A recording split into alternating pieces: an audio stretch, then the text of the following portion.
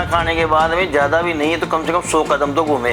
अच्छा। अब ऐसे नहीं भाई बेड पे खाना खाया या अपने सो गए, ये विधान गलत है। पाचन सही रहेगा तो बॉडी में सब कुछ सही रहेगा। नमस्कार दोस्तों, मैं हूँ किरण, आपके अपने शहर से, और मैं आपके साथ अभी फ़िलहाल यहाँ जुड़ी हुई हूँ नीमका थाना के अपने पहले रेडियो स्टेशन 88.4 FM पर। जैसा कि हम अपने स्टूडियो में यहाँ पर इनवाइट करते हैं, और आज हमारे बीच में है डॉक्टर प्रदीप शर्मा जी, जो कि गणेश्वर में राजकीय आयुर्वेद औषधालय में वरिष्ठ आयुर्वेद चिकित्सा अधिकारी के रूप में कार्यरत हैं।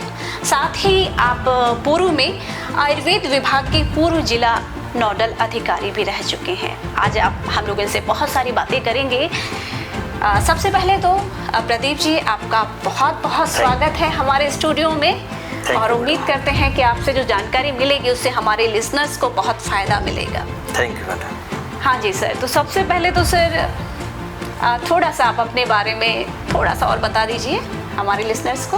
हाँ, मैं डॉक्टर प्रदीप शर्मा, मैं आयुर्वेद औषधालय गणेश्वर में वरिष्ठ आयुर्वेद चिकित्सा अधिकारी पद पर कार्यरत हूँ, और विगत 31 साल से मैं एक ही जगह सेवा दे रहा हूँ, और विभिन्न प्रकार के मुझे पुरस्कार भी प्राप्त हुए हैं। अच्छा जी।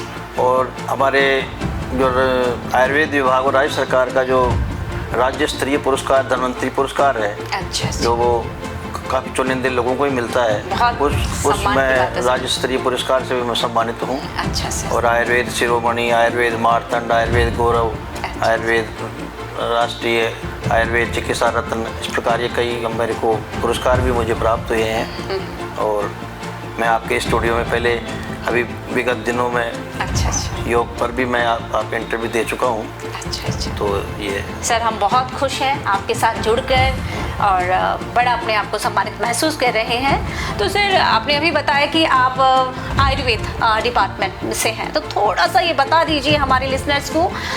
हालांकि हम बात और भी करेंगे आगे जीवन शैली के बारे में, और आजकल बरसात का मौसम है, बहुत सारी मौसमी बीमारियां हैं, तो आयुर्वेद के हिसाब से हम उनको कैसे ठीक कर सकते हैं, किन किन चीज़ों का हमें ध्यान रखना चाहिए, वो भी डॉक्टर प्रदीप शर्मा जी हम लोगों से डिस्कस करेंगे। लेकिन सर, सबसे पहले तो जो कन्फ्यूज़न होता है ज़्यादातर लोगों को आयुर्वेद में, होम्योपैथी में, एलोपैथी में, थोड़ा सा आप इनके ऊपर प्रकाश डालिए ताकि ये कन्फ्यूज़न जो है लोगों का दूर हो सके। अभी वर्तमान में हमारे भारत देश में अनेक प्रकार की चिकित्सा पद्धतियाँ प्रचलित हैं, जिसमें आयुर्वेद, अब एक आयुष, भारत सरकार ने एक आयुष मंत्रालय बनाया है, उसके अधीन 5 चिकित्सा पद्धतियाँ हैं। आयुर्वेद, होम्योपैथी, यूनानी, योग, प्राकृतिक चिकित्सा और सिद्धा। तो हमारे राजस्थान प्रांत में आयुर्वेद, यूनानी, होम्योपैथी, योग और प्राकृतिक चिकित्सा, इसका विशेष प्रचार है। और सिद्धा ये साउथ की तरफ इसका विशेष है। और इसके अलावा चिकित्सा और स्वास्थ्य विभाग के अंतर्गत जो है एलोपैथिक चिकित्सा, जिसको हम इंग्लिश मेडिसिन के अंतर्गत आती है। और इस प्रकार के कई प्रकार की और भी कई वैकल्पिक चिकित्सा पद्धतियाँ हैं, एक्यूप्रेशर है, एक्यूपंक्चर है, कई प्रकार की और भी हैं। लेकिन मूल रूपेण जो है ये आयुष के अंतर्गत 5 चिकित्सा पद्धतियाँ हैं। इसके अलावा ये एलोपैथी चिकित्सा पद्धति है। इसके अलावा जो है, और आयुष के अंतर्गत जो 5 प्रकार की जो चिकित्सा पद्धतियाँ हैं वे निरापद हैं, निर्दोष हैं, किसी प्रकार का कोई इनमें साइड इफेक्ट नहीं है। और इंग्लिश मेडिसिन जो हम लेते हैं वो काम तो तुरंत करती हैं, लेकिन उसके काफ़ी साइड इफ़ेक्ट्स। और उन साइड इफ़ेक्ट्स के कारण कई प्रकार से हमारे जो है कई ऑर्गन भी खराब हो सकते हैं। तो इस प्रकार से ये चिकित्सा पद्धतियों का एक प्रारूप है। और बहुत बढ़िया सर आपने बताया। अब सर ये जानना चाहूँगी कि भाई आप जीवन शैली के बारे में क्या कहना चाहेंगे, भाई किस तरह से हम जो है आयुर्वेद से अपनी जो जीवन शैली है उसको बढ़िया कर सकते हैं, क्योंकि आपको पता है आजकल ऐसा समय चल रहा है कि सबकी जीवन शैली जो है बिल्कुल अस्त व्यस्त सी है, तो कैसे उसको ठीक करें? तो इसके लिए मैडम आयुर्वेद में का जो मेन उद्देश्य जिसका प्रयोजन बताया है कि स्वस्थ से स्वास्थ्य रक्षण हो, कि स्वस्थ व्यक्ति अपने स्वास्थ्य की रक्षा कैसे करे। तो ये ही जीवन शैली है। और आतुरस्य विकार प्रशमनम, आतुर कहते हैं रोगी को। अच्छा। तो रोगी मान लो कुछ अपने को बरसात का मौसम है, पता है कि भीगने पे अपन बीमार हो जाएंगे, लेकिन फिर भी परिस्थिति जानने पर को जाना पड़ सकता है। हाँ। भाई देवी हम जुकाम लग गई, खांसी हो गई, तो उसकी चिकित्सा पद्धति चिकित्सा भी है। अच्छा। तो अपन पहला जो आपने पूछा कि भाई जीवन शैली के बारे में, हाँ जी, क्योंकि बहुत बड़ी समस्या है। हाँ, तो अब यहाँ प्रश्न ये उठता है कि स्वस्थ व्यक्ति कौन है। तो आयुर्वेद में आज से हजारों वर्ष पूर्व एक सूत्र आचार्य सुश्रुत ने बताया है। अच्छा। कि समदोष समग्नि से सम धातु मलक क्रिय प्रसन्न आत्मनेन्द्रिय मन स स्वस्थ इति अभिधीयते। अच्छा। जिसके वात पित्त कफ, ये हमारा फंडामेंटल है। तो वात पित्त कफ, यदि इसमें वायु कम रहेगी शरीर में तो भी रोग है, वायु ज़्यादा हो जाएगी तो भी रोग है। अच्छा। तो इस प्रकार से ये 3 दोष बताए। तो ये हमारे शरीर में सम अवस्था में रहने चाहिए। ऐसे ही 7 धातु हैं, रस रक्त मांस मेद अस्थि मज्जा और शुक्र। तो इस प्रकार से ये 7 धातु भी समान रहने चाहिए। इसके अलावा मल मूत्र और स्वेद पसीने, ये इसकी प्रवृत्ति भी सही रहनी चाहिए। तो ये तीनों यदि सही हैं तो हम शारीरिक रूप से स्वस्थ हैं। अच्छा। और प्रसन्न आत्मनेन्द्रिय मन है, जिसकी आत्मा इंद्रियां और मन प्रसन्न है, वह व्यक्ति स्वस्थ है। तो इस प्रकार से आज के परिप्रेक्ष्य में यदि हम देखें, हाँ तो पूरे विश्व का 1% व्यक्ति भी मैं तो स्वस्थ नहीं मानता। बिल्कुल सही बात है सर, बिल्कुल एग्री हूं मैं इस बात से। जिसमें हो सकता है हम भी सब हाँ। जो बैठे वो भी सब शामिल है। बिल्कुल बिल्कुल। और अब स्वस्थ व्यक्ति अपनी स्वास्थ्य की रक्षा कैसे करे, हाँ। ये लाइफ स्टाइल है और ये जीवन शैली है। अब हम क्या खान पान खाएं, क्या पिएं, क्या कैसे रहें, ये चीज़ें हैं। ये चीज़ें हैं, इनका हमें ध्यान रखना है बस। अब आज जो है खान पान बिगड़ गया, रहन सहन बिगड़ गया, सारी मेंटलिटी बिगड़ गई। इसके कारण अनान्य प्रकार की कई प्रकार की व्याधियाँ में हो रही है। हाँ जी। आज आवश्यकता इस बात की महसूस की जा रही है कि भाई सरकार भी, भारत सरकार हो चाहे राजस्थान सरकार हो, वो भी इस बात के लिए प्रयासरत है कि हमारी जीवन शैली सुधरे, लोग स्वस्थ रहें, हेल्दी रहें। तो उसके लिए मैं सुबह से नहीं लेकर के रात से आपको बताता हूँ। हाँ जी बिल्कुल बताइए। हाँ। कि रात को जब हम सो जाते हैं, अच्छा, तो सोने के बाद में जब सुबह उठते हैं प्रातःकाल, तो रात में ताम्र पात्र में रखा हुआ जल, चाहे तांबे में अच्छा। नहीं है किसी के पास तो मिट्टी के पात्र में हो, अच्छा। तो इसमें रखा हुआ जल सुबह खाली पेट इसको सेवन करना चाहिए। अच्छा। गुनगुना हो तो ज़्यादा बढ़िया, अच्छा। नहीं जो है वो अच्छा, तांबे का ले सकते हैं, और तांबे का नहीं हो तो फिर मिट्टी का कोई भी जो है आपका बर्तन, उसमें पानी रख के आप सुबह पियो उसको खाली पेट। खाली पेट, ठीक। और यदि किसी के पेट में गैस बनती है, कब्ज रहती है, खाने पीने का पाचन सही नहीं होता है, इसके इंडाइजेशन रहता है, तो उन लोगों को गुनगुना पानी पीना चाहिए। अच्छा। ज़्यादा बॉइल गर्म भी नहीं होना चाहिए, मतलब गुनगुना पानी होना चाहिए। अच्छा। तो इससे क्या होगा कि हमारा जो पाचन तंत्र है वो बिल्कुल सही रहेगा। यदि पाचन तंत्र सही रहेगा तो अपने आप ही पूरी बॉडी सही रहेगी। उसके बाद में जैसे हम उसके बाद में सोच जाते हैं, तो सोच जाने के बाद में फिर जैसे मंजन का काम पड़ता है, तो मंजन में अब आज केमिकल युक्त की पेस्ट आ रही है। तो पुराने ज़माने में बुजुर्ग लोग हमारे, जिसको आयुर्वेद ने भी बताया है, बुजुर्ग लोग करते भी थे कि जैसे नीम की दातुन है, बबूल की दातुन है, या और भी जड़ी बूटियाँ आती हैं, खदीर की दातुन है, लेकिन मूल रूपेण अपन तो इसके लिए बबूल की और नीम की दातुन। हाँ। और प्रदीप जी ऐसा भी था ना, देखो पुराने टाइम में इतनी सारी बीमारियां और ये सब चीजें देखने को मिलती नहीं थी। हाँ। और यही रीजन था शायद उसका, यही रीजन था। हम लोग सही चीजें, शुद्ध चीजें काम में लेते थे। हाँ। और बीमारियों से बचे रहते थे। अब आज हम किसी डेंटिस्ट के पास जाते हैं, देखो कितनी भीड़ लगी होती है। हाँ, सही बात। लेकिन यदि हम केवल वो नीम का ही दातुन करें तो हो सकता है अपने को डेंटिस्ट के पास जाना ही नहीं पड़े। आज बबूल की दातुन है, नीम की दातुन है।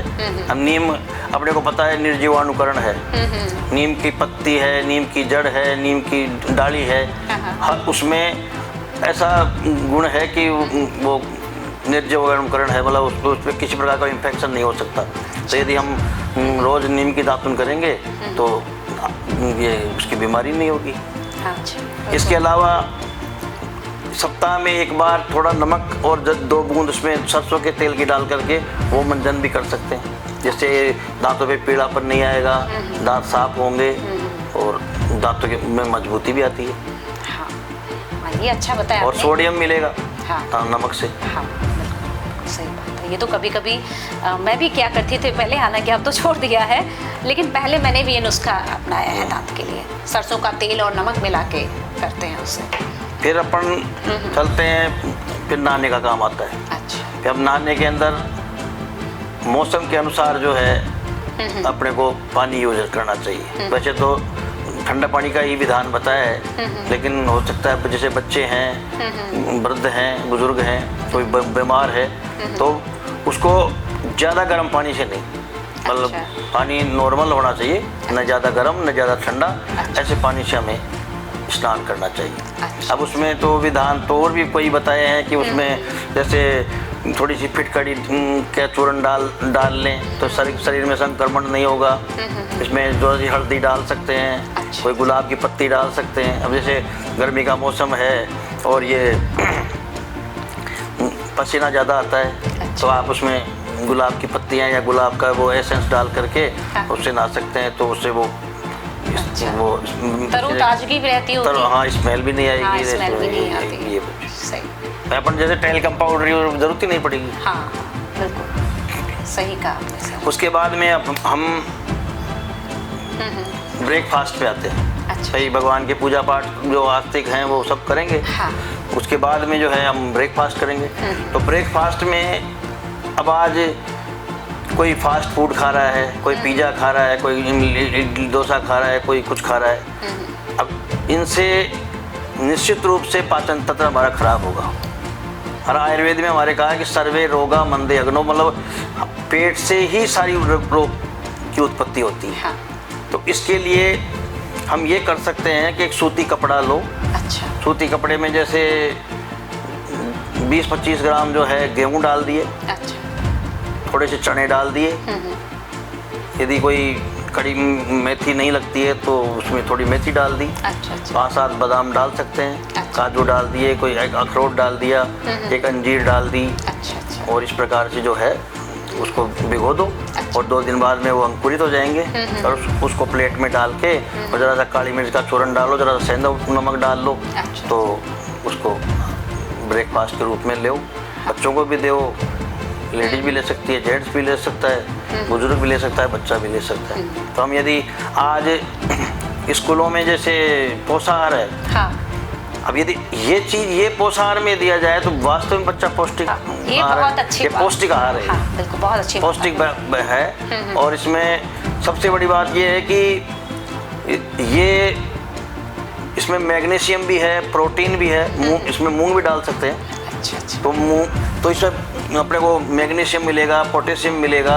हाँ। अपने को जितने भी मिनरल्स हैं, विटामिन हैं, प्रोटीन है, सब इसमें हम मतलब बॉडी को अन्य चीज़ें खाने की जरूरत ही नहीं है। सही, बिल्कुल तो सही कहा। ये ब्रेकफास्ट जो है हर घर में हमें यूज करना चाहिए। अच्छा। तो इससे क्या होगा कि सभी प्रकार की हमारे को जो मिनरल्स की है जो पूर्ति हो जाएगी। हाँ। और पौष्टिक ये नाश्ता है। तो और दूसरी बात क्या है कि इतना वो हैवी भी है। हाँ। कि हमें इतनी भूख भी नहीं लगेगी। उसके बाद में आप अपन चाहे चपाती एक आध कम भी ले लें तो कोई दिक्कत नहीं है। अच्छा। लेकिन ये पौष्टिक चीज़ ये है। अच्छा, तो प्रदीप जी रात के खाने में क्या होना चाहिए, क्योंकि रात को कई लोग खाते हैं और उसके बाद सो जाते हैं, फिर उनको गैस की इस तरह की समस्याएं होती हैं, तो उसके लिए आप क्या सुझाव देंगे? नहीं, उसके बाद में क्या है कि जैसे खाने के बाद में तो विधान थोड़ा घूमने का है। अच्छा। अब जैसे आचार्य वाघभट्ट ने 15,000 सूत्र बताए हैं। अच्छा जी। हमारे आचार्य वाघभट्ट में अष्टांगरध है, एक पुस्तक है। अच्छा। उसमें उन्होंने पूरे स्वास्थ्य पे ही लिखा है। अच्छा। तो उसमें लिखा है कि भोजनांते शतपदम गच्छेत, कि खाना खाने के बाद में ज़्यादा भी नहीं है तो कम से कम 100 कदम तो घूमे। अच्छा। अब ऐसे नहीं भाई बेड पे खाना खाया या अपने सो गए। अच्छा। ये विधान गलत है। अच्छा। दूसरी बात क्या है कि शाम को लगभग 6-7-8 बजे के पहले पहले अपने को खाना खा लेना चाहिए। अच्छा। क्योंकि सोने से 2-3 घंटे का समय शाम को 1-8 चपाती कम ही लेनी चाहिए। अच्छा। फिर सुबह जैसे ब्रेकफास्ट मैंने बताया ये ले लिया, फिर लंच में 1-2 चपाती दही वगैरह ये ले लिया। तो उसके बाद में यदि आप 3-4-5 बजे जो है कुछ 1-8 फल फ्रूट्स ले सकते हैं। शाम को ज़्यादा नहीं, बस हल्का भोजन ही लेना है। अच्छा। सप्ताह में 2 बार 3 बार तो दलिया ले लें, कोई खिचड़ी ले लें। मतलब शाम को तो अवॉइड ही करना चाहिए। अच्छा। तो वो उससे क्या है कि पाचन प्रणाली बिल्कुल सही रहेगी, नींद अच्छी आएगी, नींद आएगी, पाचन सही रहेगा तो बॉडी में सब कुछ सही रहेगा। बिल्कुल। आपने देखिए ये बात पृथ्वी जी बहुत अच्छी बताई कि सारी जो बीमारियों की जड़ वो अपने पेट से है। बिल्कुल सही कहा आपने। और बहुत बहुत धन्यवाद आपका कि आप अपना कीमती समय निकालकर हमारे यहाँ स्टूडियो में आए। तो जितने भी जो हमारे लिसनर्स हैं जो हमें सुन पा रहे हैं, भाई आप भी अपनों का और अपना जो है ध्यान रखें। आयुर्वेद जो जीवन शैली है उसको अपने जीवन में अपनाएं, अच्छा खान पान रखें जिससे आप खुद भी स्वस्थ रहें और अपने चाहने वालों को भी स्वस्थ रखें। कहा गया है कि स्वस्थ मस्तिष्क में ही स्वस्थ शरीर का निवास करता है। धन्यवाद साथी। 88.4 FM धड़क, शहर की धड़कन।